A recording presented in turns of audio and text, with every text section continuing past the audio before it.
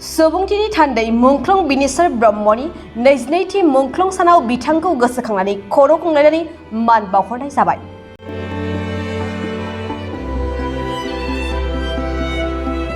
बिथांनि मेंनाय गैयै बर' राव थुनलाइखौ बुहुमनि बिखायाव गायसनलांनो थाखाय हाबा मावलांनाया थारैनो बर'नि जारिमिनाव गोथां जानानै थाबाय थागोन।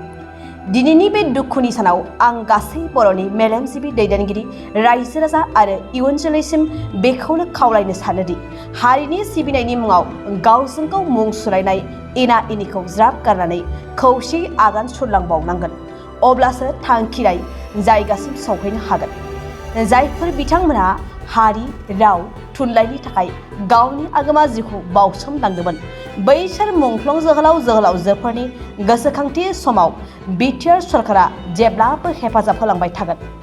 गेदेमानि जिउमाया अरायबो सोरगोआव आलो गोजोनै जायगा मोनथों आरो बर'नि थरसे गोजों अलंबार हाथरखि जानानै थाथों।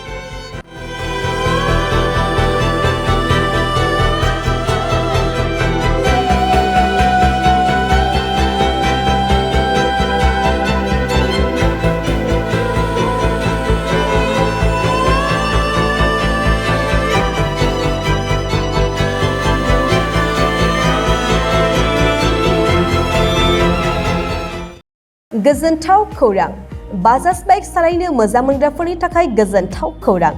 दावहारु अट' एजेन्सिया बाजाज बाइक सालायनो मोजां मोनग्रा रायजो राजाफोरनो होगासिनो दं इन्डिपेन्डेन्ट डेनि थाखाय ल' डाउन पेमेन्ट आरो इजि एक्सचेन्ज अफार। 1 आगस्तनिफ्राय 15 आगस्तसिम होगासिनो दं क'क्राझार दावहारु अट' एजेन्सिया आरो क'क्राझार जिल्लानि सिङाव थानाय काराइगाव, दतमा आरो बडगावआवबो 3 आगस्टआव फेस्टिभ आउटलेट गोदानै बेखेवनो थांगासिनो दावहारु अट' एजेन्सि। बे गोदानै बेखेवनाय ब्रान्च श'रुमआवबो ल' डाउन पेमेन्ट आरो इजि एक्सचेन्ज अफार लानो हागोन।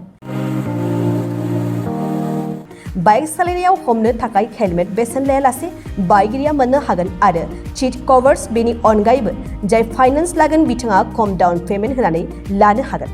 बायग्रा ग्राहक सुबुंफ्रा दावहारु अट' एजेन्सियाव बाजाज बाइकखौ बायनो सानोब्ला नैबे मबाइल नम्बर 8822018193 आरो 600003991187 आव थोंजों फोनांजाब खालामनो हागोन।